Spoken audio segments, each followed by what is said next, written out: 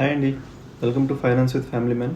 ఈరోజు మనం debt free అవ్వాలి అంటే ఒక 5 స్టెప్స్ గురించి డిస్కస్ చేద్దాం. అంటే ఈ డెట్ ఫ్రీ అవ్వడం అనేది ఏంటంటే మన ఒక్కరిదే కాదు, మన మీద లోడ్ ఉంది అంటే మన ఫ్యామిలీ మొత్తం మీద ఉన్నట్టే. మనం మొత్తం ఫ్యామిలీని దాన్ని ఫ్రీ అప్ చేయాలి అనుకుంటే ఈ 5 స్టెప్స్ ఫాలో అయితే these are the major steps. ఇంక ఇవి 5 తప్పితే ఇంకేం లేవు అని కాదు. These are the major steps which I found which will be very useful. Try చేయండి. దీంట్లో ఫస్ట్ స్టెప్ వచ్చేసి ప్రీపేయింగ్ అవర్ లోన్స్ అండి.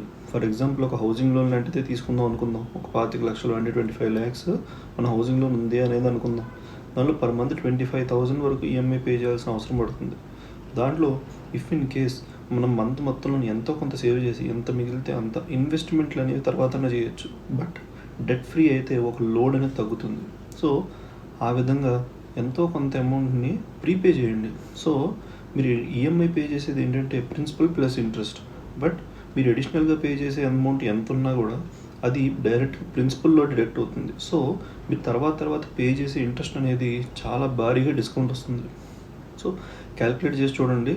క్లోజ్ మై డెప్ట్ ఆర్ క్లోజ్ మై లోన్స్ అని చెప్పి మీరు గూగుల్లో సెర్చ్ చేస్తే there will be lot of calculators available. మీరు మంత్కి ఎంత ఎక్స్ట్రా పే చేస్తే మీ ఇంట్రెస్ట్ అనేది ఎంత తక్కువ పే చేస్తారనేది మీకే తెలుస్తుంది.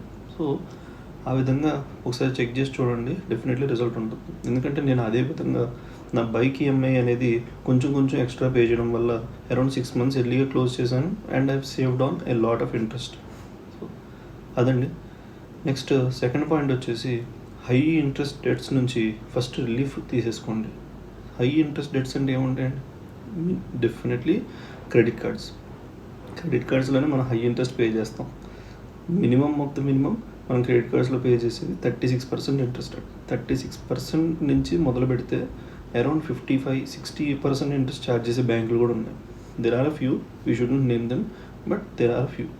సో అలాగా క్రెడిట్ కార్డ్ బిల్స్ అనేవి మనం డ్యూ పెట్టడం వల్ల, లేకపోతే దాన్ని ఏదేంటి క్యారీ ఫార్వర్డ్ చేయడం, మినిమం అమౌంట్ పే చేసి దాన్ని నెక్స్ట్కి ఫార్వర్డ్ చేయడము, ఇలాంటివి చేయడం వల్ల మన మీద భారీ మొత్తంలో ఇంట్రెస్ట్ అనేది ఛార్జ్ చేస్తారు బ్యాంక్స్.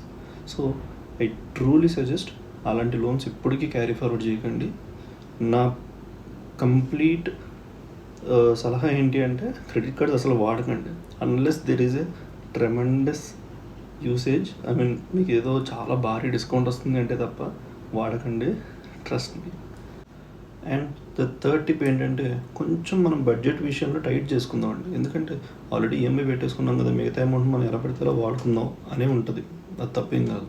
బట్ ఆ లోడ్ అనేది మన మీద తగ్గించుకోవడం అనేది ఈరోజు మన కాన్సెప్ట్. డెట్ అనేది ఎంత తొందరగా వదిలించేసుకుంటాం అనేది. సో ఆ విధంగా చూసుకుంటే మనం మీద ఉన్న లోడ్ని ఎంత తొందరగా వదిలించుకుంటే అంత మంచిది.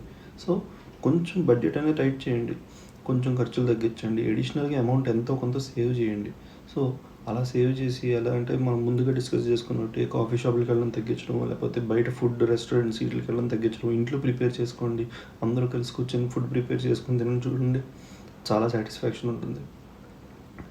అండ్ ఆల్సో ఓటీటీస్ అన్ని లిస్ట్ అవుట్ చేయండి. డిటిహెచ్ లాంటివి వాడకపోతే అవి కట్ డౌన్ చేయండి. ఇవన్నీ చేయడం వల్ల minimum monthly 2,000 to 3,000 minimum save అవుతాయి. ఆ అమౌంట్ని మీరు డెట్ క్లియర్ చేయడానికి డైవర్ట్ చేయండి. ఇలాంటి చిన్న లీకేజెస్ స్టాప్ చేసి మన డెట్ అనేది ఎంత తొందరగా వెళితే అంత తొందరగా క్లోజ్ చేసుకోవచ్చు. అండ్ దాని ద్వారా మనం చాలా ఇంట్రెస్ట్ని సేవ్ చేసుకోవచ్చు.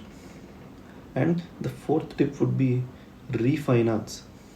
వినే ఉంటారు ఈ కాన్సెప్ట్. ఇదేంటంటే మనకు ఆల్రెడీ ఎవరో ఒకరు లోన్ ఇచ్చారు, like some home loan, some XYZ bank. So వాళ్ళు మనకి ఒక 9.25 లేకపోతే 10-12 ఎంతో కొంతకి ఇచ్చారు. సో ఇప్పుడు recently RBI rate cut down చేసిందండి, తెలిసే ఉంటుంది మీకు. ఇంట్రెస్ట్ రేట్స్ అనేవి కట్ డౌన్ అయినాయి.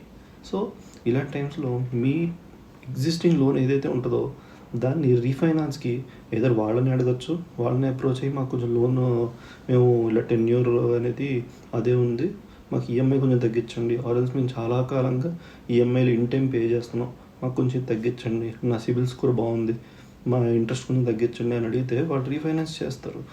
ఆర్ఎల్స్ వేరే బ్యాంక్స్కి రీచ్ అవుట్ అవ్వండి.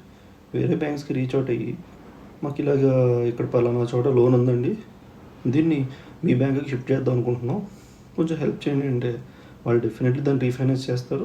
ఎందుకంటే వాళ్ళ దగ్గర లోన్ తీసుకుంటే వాళ్ళకి బెనిఫిట్, ఇచ్చే ఇంట్రెస్ట్ ఏదో వీళ్ళకి వస్తుందిలే అనుకుంటారు. సో దాని మీద ఒక 4-5 బ్యాంకులు తిరగండి, తప్పలేదు.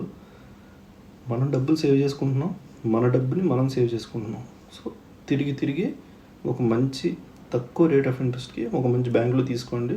అది కూడా మీరు క్యాలిక్యులేట్ చేసుకొని చూసుకొని ఆ తర్వాతనే షిఫ్ట్ చేయండి. ఎందుకంటే ఈ ప్రాసెసింగ్ ఫీజులు ఇవన్నీ పడ్డాయి అనుకోండి భారీగా, మీ రేట్ ఆఫ్ ఇంట్రెస్ట్ తక్కువ ఇచ్చినా కూడా మళ్ళీ బొక్కే మనకి.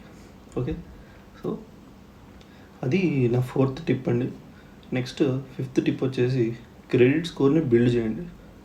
నిన్న కూడా మాట్లాడుకున్నాం, క్రెడిట్ స్కోర్ అనేది చాలా ఇంపార్టెంట్.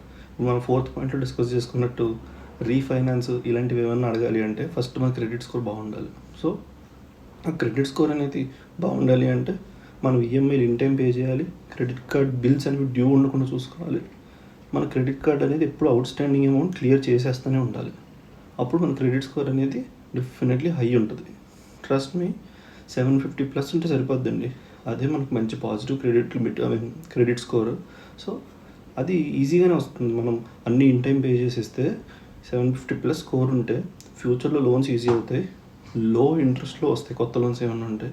సో అదేంటంటే పాస్ట్లో నాకు కొంచెం క్రెడిట్ స్కోర్ అనేది అప్ డౌన్ అవుతున్న సిచ్యువేషన్స్లో నేను తీసుకున్న ఇన్సైట్స్ ప్రకారం బ్యాక్ టు బ్యాక్ అన్ని credit cards outstanding close చేసుకుంటూ వెళ్ళాను అండ్ లోన్స్ అన్నీ క్లియర్ చేసుకుంటూ వచ్చాను, which has brought my credit limit of up to 850+ ఇప్పుడు.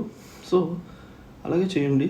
అంత హై ఉన్నప్పుడు మనం ఏదైనా కొత్త లోన్ అప్లై చేసాం అనుకోండి, వీడి క్రెడిట్స్ హిస్టరీ బాగుంది అని చెప్పి మనకి తక్కువ రేట్ ఆఫ్ ఇంట్రెస్ట్కే లోన్స్ ఇస్తారన్నమాట. సో ఆ విధంగా కూడా మనం ఇంట్రెస్ట్ని సేవ్ చేసుకోవచ్చు. మనం రియల్ లైఫ్ ఎగ్జాంపుల్స్ లాగా మాట్లాడుకుంటే ఒక 75,000 శాలరీ వచ్చేటప్పుడు మనం దాంట్లోంచి ఒక 15,000 అన్న సేవ్ చేసి దాంట్లో మినిమం ఒక 5,000 మన డెట్స్ ఏవైతే ఉన్నాయో అంటే ఈఎంఐలు పే చేయగా మిగతా వాటిల్లో ఏదో ఒక దానికి ఈ 5,000 అనేది షిఫ్ట్ చేయండి. మిగతా 10,000 మీరు ఎక్కడైనా ఇన్వెస్ట్ చేయండి, దాన్ని కూడా డైవర్సిఫై చేసి ఇన్వెస్ట్ చేయండి. డెఫినెట్లీ మీ డెట్స్ అనేవి తొందరగా క్లియర్ అవుతాయి. ఎందుకంటే మీరు per month 5,000 rupees extra pay చేస్తున్నారంటే డెఫినెట్లీ మీ ప్రిన్సిపల్ అమౌంట్ తగ్గుతుంది అండ్ మీరు కట్టే ఇంట్రెస్ట్ కూడా తగ్గుతుంది.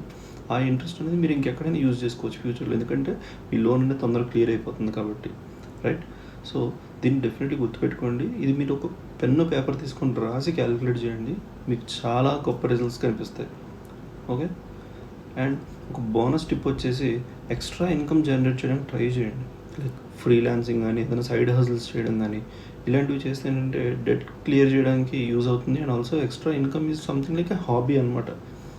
అలాగా ఈ కంటెంట్ రైటింగ్, కంటెంట్ క్రియేషను ఇలాంటివి ఏమైనా చేయండి. సో మనీ మేనేజ్మెంట్ అంటే ప్లానింగ్ అండి, మీరు కూడా స్టార్ట్ చేయండి. దట్స్ ఇట్ అండి. డైలీ షార్ట్స్లో ఒక టిప్ అయితే డెఫినెట్లీ వస్తుంది అండ్ లాంగ్ వీడియోస్లో డీటెయిల్ డిస్క్రిప్షన్ ఇస్తాను. సో సబ్స్క్రైబ్ చేసుకోండి. రేపు రిటైర్మెంట్ ప్లానింగ్ గురించి మాట్లాడుకుందాం, మిస్ చేయకండి. మనీ స్మార్ట్ ఉందాం, మనల్ని మన ఫ్యామిలీని ప్రొటెక్ట్ చేద్దాం. బాయ్.